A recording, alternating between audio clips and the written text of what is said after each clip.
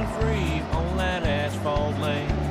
4 wide at Talladega, they ain't holding no chain. Gordon's right back Cuthbert, and we get Biggie. Bars and America songbox, Everest 19. 4 cars side by side in a wild friend ride, with the roar of the engines leaving all doubts behind. As the wheels spin on, chasing dreams we can't hide. NASCAR life where legends never die. Welcome back, everybody, to the 4Y Podcast. It's your two boys here. We got the old consistent Blake here with us today. What's up, everybody? Good to be with you. And your voice of reason here, of course, being Cole.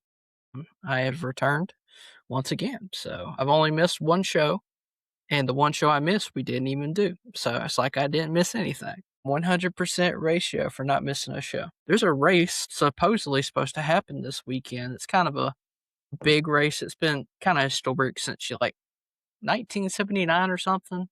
And yeah, it's a different place than it has been previously, except for last year. Of course, we're talking about the Clash. And let me go and tell you, me and Blake both live reasonably close to Winston-Salem. And it's a mess right now with all this winter storm that came through pretty much the whole United States, it seems like. And they're currently working on the track. The main problem with it is there is another projected storm that might come through Thursday, Friday is what it sounds like. Supposedly. We don't know. Forecasters, they know nothing. We're all throwing darts at the wall at this point. So, thoughts, Blake? Yeah, it's a big waiting game, man. It's I think you and I are kind of comes natural to you how many times we've been down in Daytona and we've had to wait out a rain delay or something like that, or a 600 rain delay in recent years. And so it's that's pretty much what it is, one big waiting game. But yeah, it's a tough scenario because I know, like, I live in the Raleigh-Durham area, and most of the roads here are pretty fine, but that's also because we're a bigger hub than like where y'all are at up. And so it's been a mess for sure, and we'll see what happens, because I'm not really, like, as a fan, I'm not really too worried about the cold temperatures, right? Because, I mean, it was cold last year, you can also, like, layer up, but with the snow, I do worry about people's safety. And from what it looks like right now on the forecast, it looks like Monday through Wednesday of next week should be pretty sunny. Now, granted, if there's 5-10 inches of snow on the ground, Monday would probably be out, right? But, maybe a Wednesday night clash, kind of like what happens at a lot of local short tracks. They might race on a Wednesday night, or even a Tuesday night clash. You and I went to the Clash back in 2021 at Daytona when they ran it on the road course, right? And honestly, I like the kind of a midweek clash, really. And when you look throughout COVID, a lot of the midweek races, it gave you something to look forward to during the week as a race fan, right? So I wouldn't mind that, because it's also just an exhibition race, right? Doesn't mean too much in the grand scheme of the season. So I wouldn't mind a midweek race, or if they did it to next Saturday or whatever works. I'd like it sooner rather than later, though, right? That's part of that is because my wife's coming up on her due date. So that has a big part of it, but it'll be what it'll be. Yeah, most definitely. But I mean, we usually here at the 4Y, we usually try to set up all these races. Like we said, this race is projected to be on Sunday, February 1st at 6 o'clock EST p.m. In the morning, obviously. If we're running 6 o'clock in the morning at Bowman Gray, be a crazy morning. And you can catch that on Fox, as most races are at the start of the season. Now, with this race, the entry list has got a lot of different names, but also the same names. Now, the official entry list has not been quite released yet, but you got people like Burt Myers is returning, and obviously that's kind of just a slam dunk for everybody involved. The local track, just they do well because that's a famous name. Throw them in a NASCAR stock car, see what happens. Also got, I think Garage 66 has got an entry into the Clash, I do believe. Along with, most of your normal people that you would expect. So we can't really necessarily throw the old entry list, I think, yet, because it's not been officially released. Blake, who are some drivers from the Clash that you're going to keep your eye on that you wouldn't necessarily be like, oh, obviously like a Chase Elliott would do well, or, someone really good at a short track like a Ryan Preece? Who are some names that you're like, this should be interesting to follow? Well, I think based off of last year and the reel they just did, I'm sure the Burt Myers and Ricky Stenhouse Jr. duo will be pretty fun to watch again and see how that can play out. Ricky's obviously a good short track racer, dirt track racer, and Burt is a modified legend at Bowman Gray. But the fans weren't too pleased with Ricky Stenhouse Jr. last year after he turned them. And so I think that'll be interesting to watch too.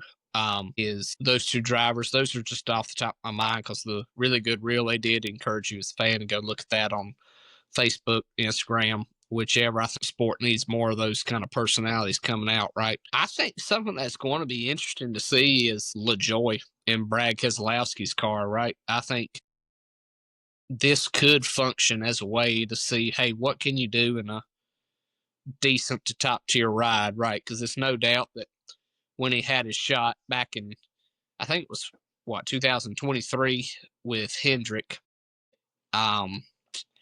didn't pan over so well for him, but he only had a week to prepare, if we're being fair.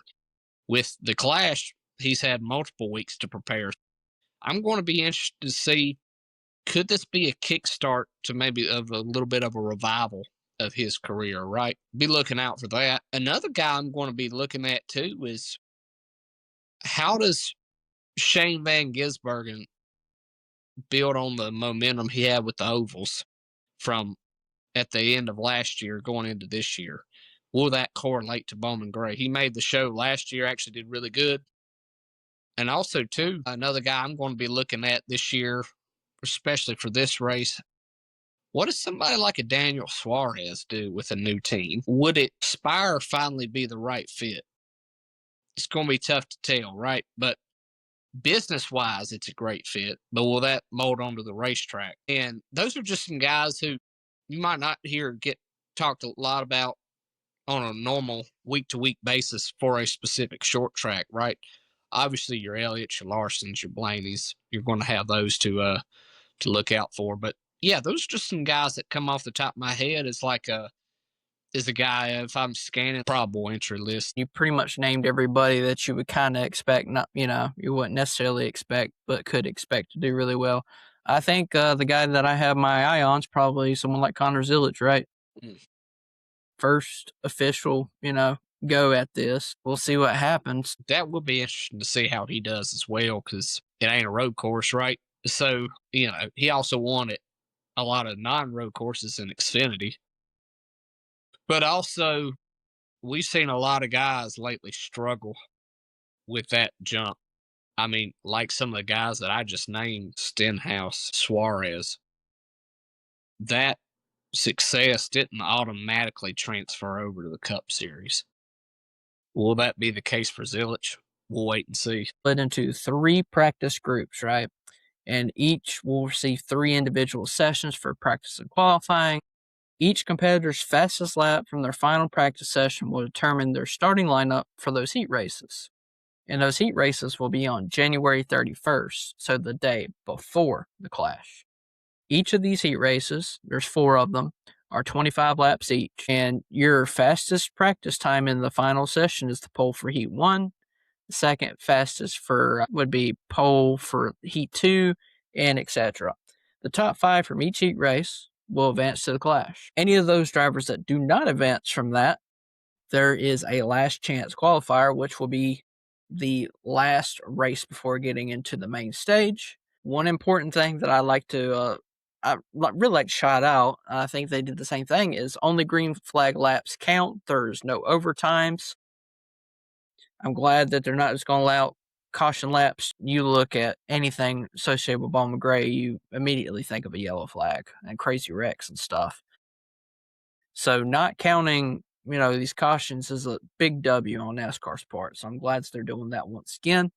And the top 2 finishers of that last chance qualifier will be the ones that get into the race. Now, there's one last position, which is the very rear of the field, and that is the points provisional. And essentially, that is the driver that had the highest points that did not make it into the main show gets the last chance provisional.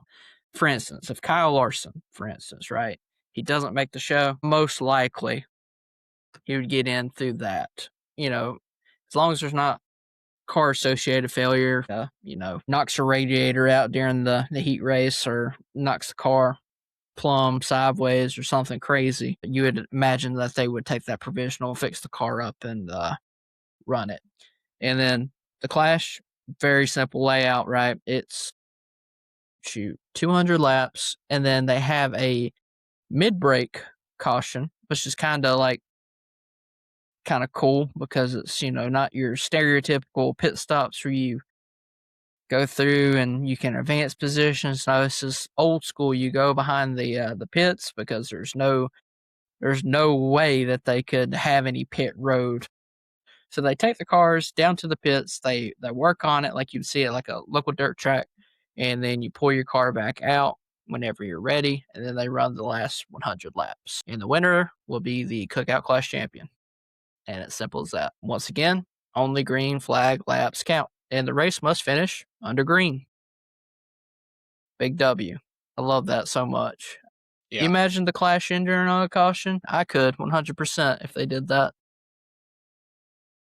People be livid. I know. Be like, take it back to Florida. They're already saying that. They're like, you wouldn't have to worry about this weather if it was at Daytona. Well, then we'd have to worry about flooding rain the whole entire time. Yeah, like Daytona's prone to not having any weather. Get back to the traditional roots of NASCAR and go back to Daytona for the Clash, guys. Here we are in a regional. When I think of NASCAR, personally, this is a little reflection off my chest here. When I think of NASCAR, I don't think of Florida prominently. I know they did the racing on the beach and all that kind of cool stuff here, but I think of North Carolina mainly being the hub of racing. Majority of the teams had their shops in North Carolina. There are several tracks in North Carolina: Charlotte, Rockingham, Bowman Gray. Now that's more of a regional track before they came back and started doing the Clash again. But even before then, they were racing at Bowman Gray back in the day. I mean, we remember that. I think last year they what was it? They gave the extra win to Bobby Allison because of some cheating thing that happened or something, or they said Bobby cheated, and then they're like, let's clear it up and give Bobby Allison his win. 20 some years later or whatever it was. They were racing back then. It's not like Bowman Gray is a new place. Now it's new to a lot of us fans that didn't watch NASCAR back when people like Buddy Baker and Richard Petty and Bobby Allison were racing prominently. For us younger folks, and I mean I say younger folks, but we're really not that young. But comparative to the NASCAR history-wise, we're younger than the history of the sport. But I just hate to see people get so irritated, and I think it kind of feeds into social media hatred in general. People always have an opinion, and instead of just formally talking about their opinion, they have to make sure that their opinion is heard the loudest. Well, and what I love about it too is I think it's safe to say Bowman Gray obviously only holds 17,000 fans, right? I think that might be close to 17,000 more fans they had last time the Clash was in Daytona. Because when you looked at the stands in Daytona, granted, look, I know that place holds 6 figures worth of seats, but it didn't look good at all, just spectacle wise. So I love how everybody's like, well, take it back. Well, would that make you go? Because it sure didn't 5 to 6, 7, 8 years ago, And tickets, I mean, Cole, you and I set up as highest you could get in turn one for the Clash, and it was a $49 ticket. So it ain't like the ticket was price was unreasonable or anything like that. And it just wasn't drawing people. So I don't know. It's funny to watch. It's funny to see how short people's memories are, because even though, yes, it was at Daytona, the crowd size was rough for the Clash. I mean, you might have a little speck of 2, 3, 4, 5,000 people at the start finish line, and that was it. And think of all the names that they called it, just trying to attract more people. Back when Sprint was the sponsor, they called it the Sprint Unlimited, and then they had to go back to the Busch Clash, and people were excited about that. Right, that was obviously the right way to go, but still didn't draw tons of fans. So I don't know why people are fussing about it, because it ain't like they were going to the Clash at Daytona anyway. And you know, and look, I get LA was fun while it lasted, right? But that was never going to be like a sustainable thing, right? And so NASCAR's literally coming back home because fans are talking about how, oh, NASCAR needs to get back to its roots, which plot twist they are. Like, you've got a points race at Wilkesboro. You've got Rockingham back. The Oval is coming back to Charlotte for the fall race and not the Roval, which is something most fans wanted. Racing at Bowman Gray. Like, that's for the hardcore fan, you know? And so I don't know. You never imagine people would have fussed about something being at Bowman Gray, but NASCAR fans will also be NASCAR fans for sure. Well, let me raise you this question. This is just straight up honesty between two guys just sitting here. It's got microphones in front of us, which we try to be every week. You know, sometimes four guys. You know, we'd like to have all the guys on, but would you rather watch a race at Bowman Gray in the style that they're doing right now, or would you rather see them run a race at Daytona that they did, you know, before, you know, the road course, obviously, just a standard like Daytona race, I guess. Like, you compare the two and you're sitting there, which one are you going to choose 90% of the time personally? I'm going to go with Bowman Gray because short tracks are at the root of NASCAR, right in the middle of NASCAR country, too. You know, and here's also the thing. I know you didn't ask this, but I'm going to follow it up with this. Let's remember, on the super speedways, it ain't like the fans have really loved that lately either, with the whole fuel saving stuff, right? So, do you want to see, let's take how many pole winners there were, 15, 16 pole winners, and them just, if they do something that's bigger, do you really want to see them fuel save the whole time? Or even if they did a 20 lap race and watch 15 of them probably crash. I mean, there's going to be a sect of fans that ain't going to like that either, right? So I'm like, look, NASCAR's making it right. They really are. And they're coming back home and they're doing things, like I said, for the hardcore fan. No, I'd rather watch Bowman Gray personally. See, I'm the same way. Someone that grew up as a local dirt track. My uncle raced at them weekly, and we would go every week. You know, heat races, qualifiers, stuff like this. That's racing. That's always what racing's been, you know, for me. Now, of course, for your upper series, you would have just standard qualifying, you know, from lap to lap, sure. But this is a good hybrid of both, because you got the qualifying laps being essentially what your practice times are, kind of close. I know it's not apples to apples with that, but you know, your practice times essentially you're qualifying for those heat races. I mean, this is kind of like, you know, like a chili bowl, right? Everybody loves the chili bowl, talks about the chili bowl. It's a big race that just occurred. I mean, this is just, it's old school racing, and that's what people complain that they want. And then when they get it and it's not at the right track, it's not right. It's That's one of the most frustrating things about being a NASCAR fan is other NASCAR fans because I try to see stuff straight up down the middle.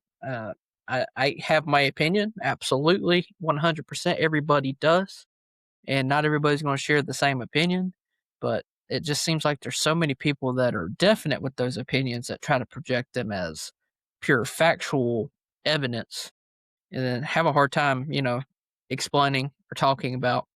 I mean, you have people that, like, one thing that comes to my mind from last year is me and Blake are walking kind of close to SVG doing the burnout at the Roval. And it kind of has a little bit of a tweak now, but that we were talking about how the Roval's going to be supposedly gone this year in the fall. And there was a guy that clearly 100% was not a SVG lover or fan, and essentially said that he did not belong and he should go back to. I think he actually said New Zealand, so good for him. I'm glad they didn't call him Australian like 90% of people think. Yeah. Anyways, people like that, that's what you're dealing with. And 90% of the social media crowd is going to be those Vocals fans that have those opinions that project them as fact. And they feel like if they, tweet a tweet that's a little bit longer than somebody else's, maybe with a couple more caps, their opinion means even more than somebody else's that doesn't tweet. But, what do I know? At the end of the day, I'm also a fan, but it's just personally, that's how I see things. I was like, when I see general positivity on a NASCAR post, I'm like, dang, that's pretty rare these days when it comes to the old social media world. So for sure. And I can't imagine trying to be NASCAR in some of those decisions, right? Because it's like, I think probably something they have to consider is like, who do we want to make mad least and stuff. So yeah, no, I think Bowman Gray is definitely the right call. Definitely a spot for it on the schedule, no doubt. And I'm sure we'll get into it a little bit later. I think there's some logistics of it that could be done much better, right? But at the end of the day, I'd rather have Bowman Gray with some tougher logistics than no Bowman Gray at all, and it be out in Brazil or Europe or California somewhere, right? Just selfishly as a race fan. yeah, absolutely. But past that, I mean, don't really have much other opinions on the Clash. I think that we're going to have a fun time. If you're going, make sure that you dress warm because last year it was cold. This year it's going to be even colder. Invest in some hot hands. If you don't know what those are, look them up. Great things to have. Most Southern people know what they are because they take them to the deer stand with them when they go to the deer stand because they about freeze their butts off before, getting in the stand at 4 o'clock in the morning. Yeah. I mean, just be prepared. It's going to be cold, but it should be a nice race. Hopefully, we're not sitting waiting for a bus/a tram for about 45 minutes after the race again. Hopefully, I don't get sick. Man, I've done so many supplemental things. Yeah. Get sick, it ain't even funny. It's like vitamin D3 a day, emergency, every drink I have, just doing my best over here. My goodness. My man is hyped up and ready to go. Yeah. Yeah. You know what? Well, while we're sitting here for, last few minutes, who is your Cookout Clash champion at the end of the race? Who's going to be the guy on top? I'm going to say Denny Hamlin. Terrible way for him to end the 2025 season. And gets a huge win on the lawsuit. I mean, they settled, but their side won, let's be honest, right? And then, like, the passing of his father, just kind of like a when it rains, it pours kind of off season. And he did a really good job at the Clash last year. Had a good chance to win. Gave Elliott a run for his money a lot of times, right? Because it's Bowman Gray's real tougher to pass, right, without having to use a bumper, right? But it's not an aerodynamic thing. It's just a track size thing, right? It's how it should be on a short track. And so I think Hamlin has a very good shot to win. I know the LA Coliseum and Bowman Gray is not apples to apples by any means, but he won the last Clash out there, quarter-mile track, comes to Bowman Gray, finishes like second or third. I think he's got a really good shot. So I'm gonna go with Denny Hamlin. What's your pick? That's a pretty, I mean, it's a pretty solid pick. If I had to choose one, I would say that I probably go with one of his teammates. I would probably say that Christopher Bell's going to start the season hot. Obviously, he didn't win the Clash, but he had a very hot start to the season in 2025, and I feel like that could be replicated very easily. Does fantastic at short tracks. Has won Martinsville before. He's also won Wilkesboro, the All-Star race last year. I don't think he had an amazing Clash last year, but he did okay. I mean, really, the way that the Clash works is you got one or two or three cars that are up front, and that's pretty much all you can do. Like you said, there's not a lot of passing and stuff that they can do. Ultimately, I mean, they can shove some people out of the way, but that's basically all that you can get. That's probably the guy that I would expect to win, but watch out for people like, like a Ryan Preece, fantastic short track racer historically. And then, people like, I mean, Burt Myers, I don't know if he's got the equipment behind him, but he's certainly got the expertise. And I feel like they should be able to have grown as a little bit of a program, be able to get Burt what he needs as a race car driver. I think that ultimately, I don't think he'll win, but I think he definitely shows up a lot better this year. As long as he doesn't turn right across Ricky Stenhouse's front of his car, I think he might have a chance to be in the top 5 by the end of the day. Yeah, So, for sure. And I think you look yeah, at that's my pick. and you look at Blaney too last year, he had a miraculous run from the back of the field. The race was 20, 30 more laps. He could have very well likely been your winner, right? So it's going to be a good show. Whenever it's run, it's going to be a good show. Yeah, absolutely. All right, we're going to pause right here, and hopefully you guys will hear a seamless transition to the next segment. All right, guys, it is my privilege to welcome back to the Four Wide Podcast as our premier sponsor, Wilkerson Catering, for this year. Super excited to have Kyle back on board this year. It was a fantastic partnership last year.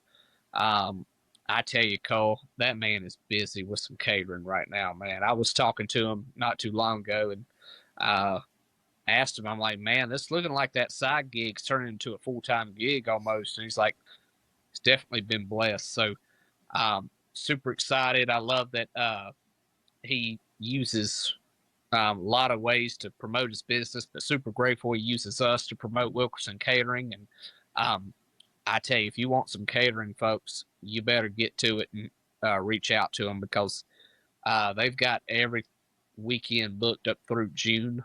Right now, I think there's probably some midweek things that you could probably ask for, but lots of events are on the weekends, obviously. So if you're wanting some catering for the latter part of the year, I'd definitely get in touch with them, and you won't regret it. The food is fantastic. It's obviously aesthetically pleasing when you look at it. You look at the stuff he serves, and it makes you hungry like instantly. So reach out to Wilkerson Catering for your next meal. Your next event. Yeah. Right? Yeah, your next. I mean, I'm sure he'd love it if it's for your next meal, but next Hey, man. event. He could be like I think there's a place that does like meals that they ship them to your house, or like Cook's Unity or whatever. Yeah.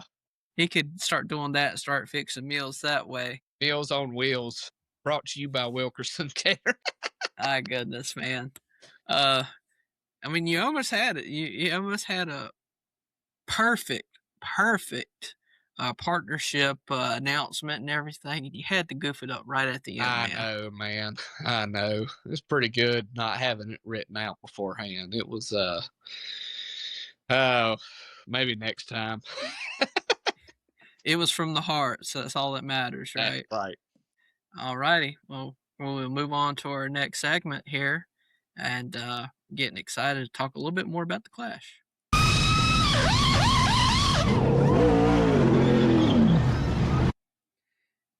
So, Blake, I know that you were talking to me a little bit. You're more on the monetary side of the the Clash because you pre-ordered the tickets last year. Therefore, when renewals came up, it automatically they talked to you, hooked you up, try to get you to buy and renew. Obviously, as you know, most ticket credential people will try to do. That's kind of their whole big job there with the NASCAR representatives and stuff. But I know that you were talking a little bit numerically about how, we view the Clash as a good event overall for NASCAR as we're looking at it from, regional base, short track. But the opposite side is what you're about to talk about. Yeah, and I'll preface it again with, I'm so glad NASCAR is back at Bowman Gray with the Cup Series, and I 100% agree. There was a lot of hype around the race last year. There's hype around it this year. One of my qualms with it, though, truly, is some of the pricing that they have, and this is just coming from the heart of a fan. I'll I'll put it to you like this, Cole. For the 4 tickets that I bought last year, I think had to give like a $25 down deposit. I think that went to like the NASCAR Foundation or something like that. It was something like that to be on the to get prioritized so that you can have first come first seating, right? Talked with my rep last year. Tickets were like 80 to 90 bucks there on the backstretch, right? Super good prices. Renewed it for pretty much the same this year, but it's a problem that the Clash isn't sold out yet because it's only 17,000 seats, right? Look, and I think you can make the argument at least a little bit. Well, sure, there was a lot of hype around it. It feels a little bit more normal this year, even though it's exciting. So people feel like they can wait a little bit to get their tickets. And obviously, they don't know what the weather's going to be like. Sure. But the place only holds 17,000 people, right? Right in the middle of NASCAR country. So I'm thinking to myself, what in the world? Why is this not sold out yet? And I'm looking at the prices. Like I said, weekend tickets that we had 80, 90 bucks. For just Sunday, the cheapest ticket they have available is $110 per ticket on the backstretch, which granted, backstretch, front stretch really doesn't make a difference at Bowman Gray, okay? When you look at more turn 1 to turn 2 seating, you're looking at $140 per ticket. Over at off of 4, close to the start finish line, I've seen everywhere from $158 a ticket to $201 a ticket. To put it into context, the Daytona 500 has some cheaper tickets than what's on the front stretch for Bowman Gray, right? And so that's just the tickets for parking. And I obviously get parking is high demand at a short track like that. But the parking for both days up at the track was $65 a day, just to walk 10 feet and you're there at the track, right? The tram parking, which is like 5 minutes away from Bowman Gray at Innovation Quarter in Winston-Salem, close to where Reynolds used to be at, or still is, $55 a day. I understand why the prices have to be a little higher because you've got sophisticated trams. That's not just buses, but nice coaches coming in. But man, I spent $113 to $120 just on parking for this weekend. And I think that's why at least a Tuesday, 5 days before the race, it's not sold out because the pricing. Because just to put it in perspective, you'll make a 45-minute trip max. I'm going to make an hour and 15-minute trip there. Just to travel an hour and 15 minutes for you, 45 minutes. When you throw in the ticket price, the parking, food for both days, you and I like to buy some merch when we're at the track, right? Some gas to get there. We're looking at anywhere from $250 to $300 a person just to get to Bowman Gray, right? And I'll be quite honest with you, especially if I'm thinking right now, if I haven't bought my ticket and I see that the price is $158, if I'm particular about where I want to sit at and I'm going to have to pay $158 for something I'm not sure is going to be run on the day of, or if it is run on the day of, it's going to be 15 degrees outside. I don't know if I'm buying it, man. At the end of the day, I know people like you and I probably would just because we're those hardcore fans. But man, if you're 40, 50, 60 years old, are you going to pay to see that?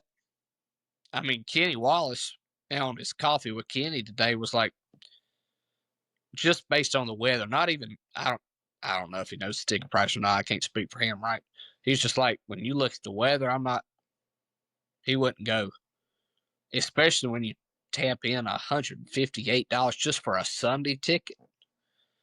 It's like the weekend package was cheaper than the Sunday ticket. It's like, what sense does that make, right? So I don't know. The reason I bring it up, NASCAR is on such a roll lately. They've had good Daytona 500 commercials finally. They are doing their best to mend their image after the lawsuit, right?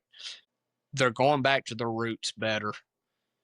They're starting to appeal to more of the blue collar folks. They just took the Roval away and they're going to the Oval in the fall for Charlotte. They've got a lot of good things going, but man, I'm worried that they're going to shoot themselves right in the foot again if they keep up these high prices. Because even though, yes, you are appealing to the hardcore fan usually isn't white collar. You know, it's usually more blue collar guys who, I'll put it to you like this. They'll go to Bowman Gray on a Saturday night where the ticket's $12 to $15 because they can afford to take their family. You have to be saving up a long time to be able to afford this just for a family of four. I mean, I don't know exactly what the math is, but when you do 158 times 4, I mean, you're looking at what? $600 close to it, maybe, just on the tickets. Or if you do the $110 seats, you're looking at $450, $460, $500 after all the taxes and fees. I mean, your location's right, but your pricing's not. So I do have a little bit of a problem with that. I mean, and we bought the cheaper side of it, right? But man, it's like, it's going to look horrible if Bowman Gray's not sold out, you know? And I know this ain't necessarily for this episode, but the Daytona 500 really ain't anywhere close to being sold out either, which I know is another story for another day. But like, past few years, this race and the 500 was sold out before the new year even started. That's something they gotta fix. If it were me running it, I would say, hey, for the Clash, we're going to do a special. We want to get this thing sold out. We're trying to appeal to our fan base. We're going to do $50 tickets, $60, $75 tickets, something like that. And look, for you fans that paid out the wazoo for this race, we're going to give you a 10% credit for the next race of your choice to make up for it. And I think something like that would help reverse what they've done here. And like I said, this is just speaking from the heart of a fan, right? You look at Daytona right now, up high, you're looking at close to $300 a ticket. And it's like, man, imagine the airfare, the food, the hotel. I mean, the economy's, it's getting better, but people still are feeling the weight of a lot of what's happened in recent years too, right? So it's like, you can be happy Bowman Gray's coming back, but really for one ticket here, you can buy 2 tickets at Martinsville. You know, for one ticket here, you can buy 3 or 4 tickets at Richmond, right? So it's like, how do you want to spend your money? I don't know. I think it's a problem. Yeah, one thing that you didn't touch on, and I kind of mentioned earlier, is that essentially we are from the state that Bowman Gray is going to current. People that want to come from like Virginia or other states, some of them are going to have to get a hotel because they ain't going to drive all the way back home. Depending on how far they are. Yeah. We'll say Richmond, for instance, that's like 4 hours, depending on where you stay on hotel. You got that cost. You got people that are like us. They want to go to this race. They seen how energetic the crowd was last year. They're going to fly here, so you got to think of cost of that, and then taxi / Uber / whatever method that they're using to get from and back to the racetrack. Then you do the parking, then to the cost, then the merchandise cost, and then then you logistically got to think about if they buy too much stuff, then they're going to have another additional charge on whatever airline that they use, possibly. Check another bag, whatever. That's more money. There's going to be people that even invest more time and effort and money than us. And to go to this race, that's just the bare bones truth of it is it's overpriced 100%. There's no other way. Now you could be like, well, it's supply and demand, right? There's only a certain amount of seats and that people are willing to pay this amount of money. Well, the problem is they're not willing to pay this money because there's still tickets available. Yeah. So your current cost is more than the demand currently for these tickets. And that's what your main issue is. And now here's something I will say. If you're only buying a Saturday ticket, the bang's worth the buck because a Saturday ticket only is like $30 a seat, which is super reasonable because you get a modified race, limited sportsman race, 2 hours of practice and qualifying, and 4 heat races for $30. Now that's reasonable, right? But man, triple digits on a 1-day thing at Bowman Gray. Like I can understand if front stretch seats you're looking at 110, 120. I could get that, right? But 140 in turn 1 when you can see just as good going into 3. I mean, I don't know. I get to put on one of these shows costs money. I fully get that. But we're not Formula One fans here. We don't want to spend $80 on a hat. $1,000 on a weekend getaway, right? Because it's not the nature of the fan base that NASCAR has, right? I hope they can correct it. Look, I hope it sells out. Don't get me wrong. Always want what's best for the sport. I hope it sells out. I hope the 500 sells out. And if they can do it, if they can make an opportunity to make money because people will buy $140 tickets and they sell out, then that's their prerogative, right? But if the race doesn't sell out, it's going to be because of these ticket prices, 100%. And it's like you're kind of looking at the discounts because, you can do most tracks now offer a college discount, or a good military discount or a teacher discount. And there's just not tons and tons of stuff that really is being promoted. Now, something good that they do have is for $30, you can walk the track while people like your superstars are there, like Chase Elliott, Larson, Hocevar, people like that. Paying $30 to essentially get infield at Bowman Gray, that's not bad at all. If the tickets were $40, heck yeah, pay $30 extra to do that, right? But it's like, man, when you're already forking out this much and then you figure out the race might get postponed, it's like, I think I'll save my $30 at this point, you know? And this is not just like you're saying this is, a premier event, but at the end of the day, it's an exhibition race. It's there's no points being essentially paid out at the end of this race. This is for the funsies. It's a good. It's like the way that you worded the Rolex before. It's a good prologue to the season, even though it's Yep. not stock car necessarily related. It's gets you warmed up. This is the official warm up for the NASCAR season, and it has been since like 1979 when I Yep. think Buddy Baker won the first one or something like that. How much do you think tickets cost back in 1979?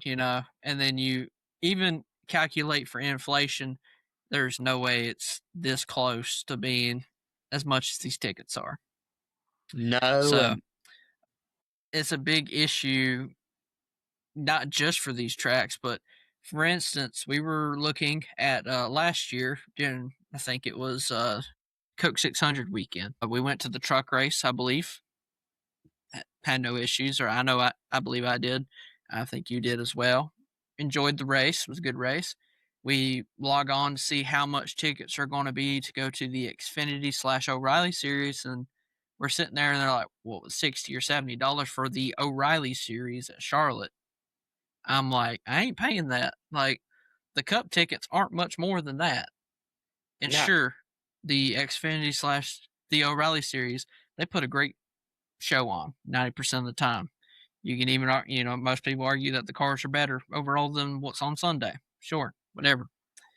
But you don't got people like Kyle Busch, Kyle Larson, Chase Elliott. You don't got these names throughout the whole entire field. Yeah, you have a couple spot starts from, like a Kyle Larson maybe in the 17 car for Hendrick, or, a fill in for like a Zilich or something, entry occurs, whatever, sure.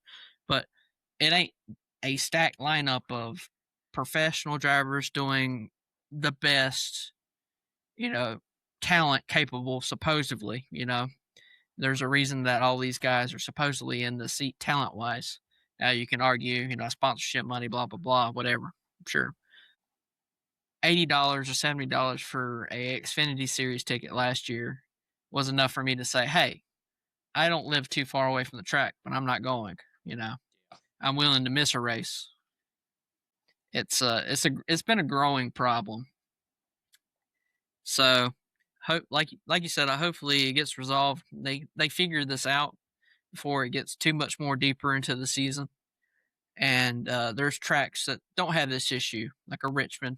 Richmond's probably one of the best ticket-oriented tracks ever, and it's almost never a sellout. But guys, last year it was very close to a sellout if it wasn't, because there was a ton of butts and seats compared to the year before.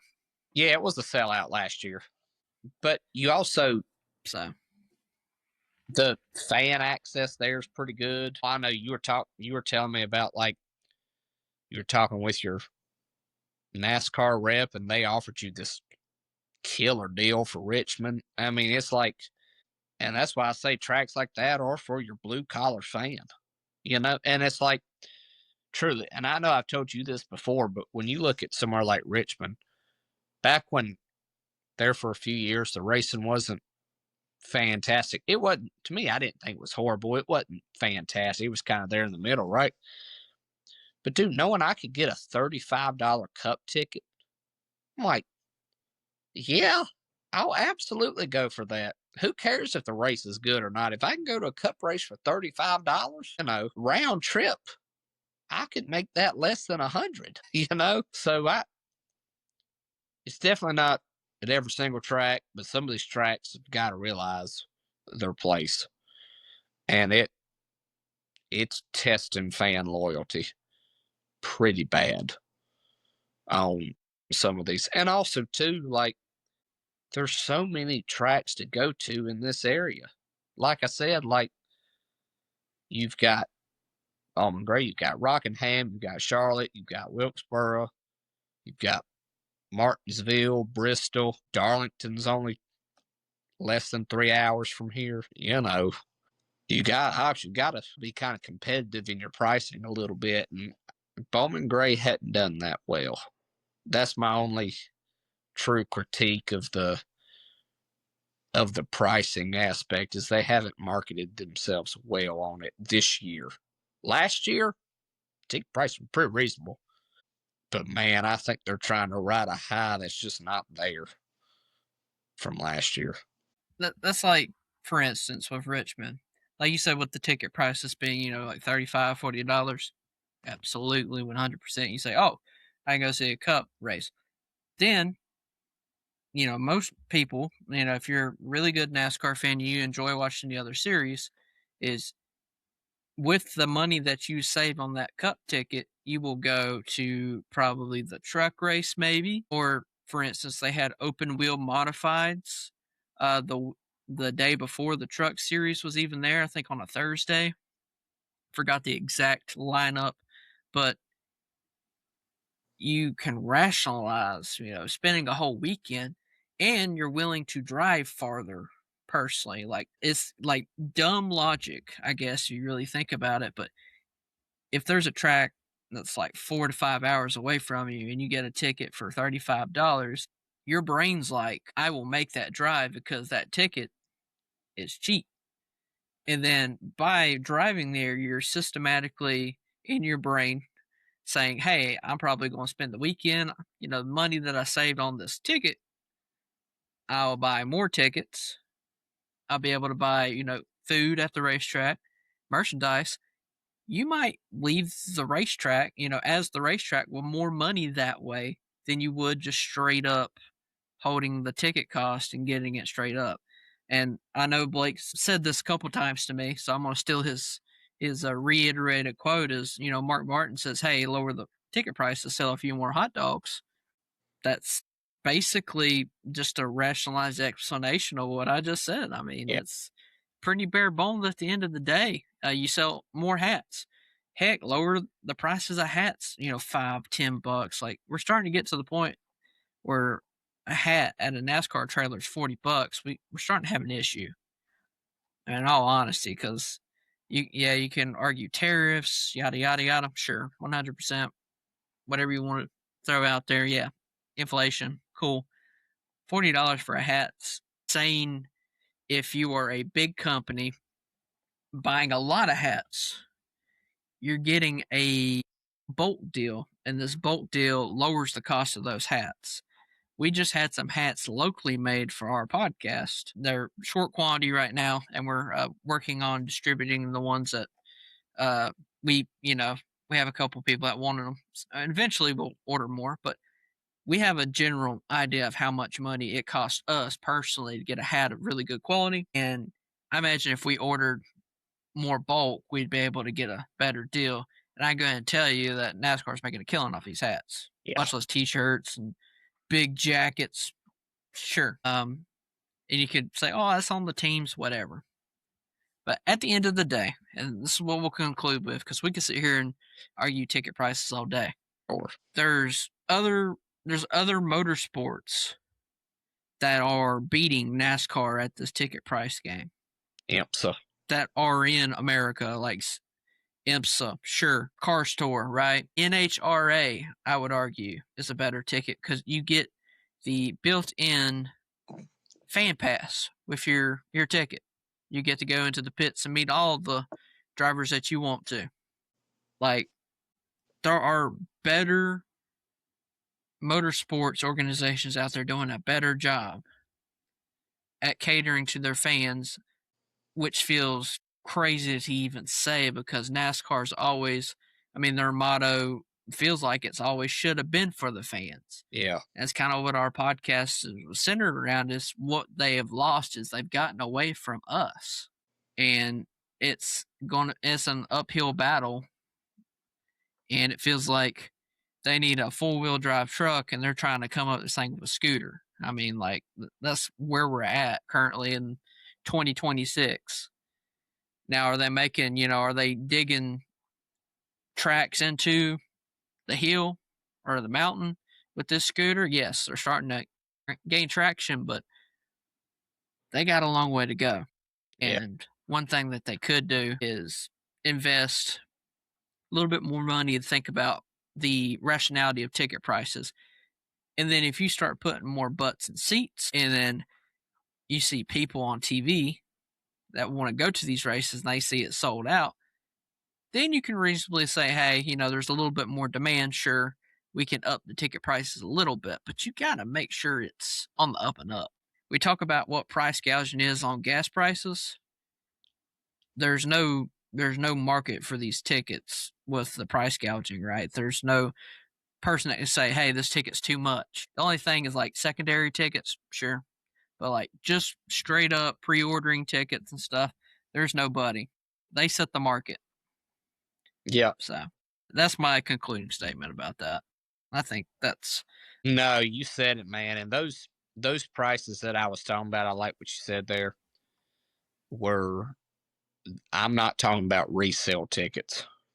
I'm talking about what they originally charged. So just wanted to throw that. I know like you might be listening to this and like, well, you know the difference in a resale ticket and the normal ticket. These were the normal tickets, folks. So yeah, they're like you said, we could go all day about it. You look at like the Rolex 24 this past week, record amount ever. I was looking at the ticket prices for a weekend. It's like, I think it was like 100 and some for a 2-day package, but man, you get 24 hours of racing. They literally brought all the drivers out like the night before for a free event. They're just there in the near that Daytona hotel and near the Bass Pro, just right across the street. And just tons and tons of fans are just there, for free. And so I think you hit the nail on the head. It is a shame that you've got other companies, which what's crazy is NASCAR owns IMSA. It's like, man, you've got these other series that just seem to be outdoing the stock car world right now. It's sad to see, but maybe it'll get better. Maybe it'll get better. no, that's ultimately what we can hope for as NASCAR fans. But yeah, so this is going to be the conclusion of the pod. We appreciate you guys listening as always. All of the links to our premier partners, such as A. Wilkerson Catering, will be in the description down below. Go ahead and just mention that we reached back out to Mr. Alex Club today, and we didn't hear anything back. Probably just a scheduling obligation came up, so we will see what we can do about having him on next week, which would work out well in its own regard, as long as the Clash doesn't end up on a Tuesday or something crazy for us. That being said, if that does occur, you can probably expect the podcast not being out on Tuesday or Wednesday, as our recording would be pushed off a little bit. And if it's anything like last year, I mean, Blake knows me. I'm not a screamer or anything when it comes to NASCAR races that much, but I was hoarse after that race for whatever reason. It may have been the fumes and everything. I remember it instinctually that when I come home, I sound like I was smoking about 5 cartons before I come home. That's what it sounded like. And yeah, just expect us maybe on like a Thursday or Friday to record and get it released on the weekend. So just to say that is, if we can get Mr. Club on sometime next week, we will absolutely work it out. If not, I'm sure we can find out some other obligation. But it is what it is, and we will make sure that we do what we can. We just wanted to follow up on you guys. We know that we said that he was going to be here, and we did the the things, the reaching out, and everything looked like it was going to be good. Had something come up, we'll make sure that we're rocking and rolling whenever we can with him. So, anything else you'd like to say, Mr. Bulaco? No, I think we said it all and then some.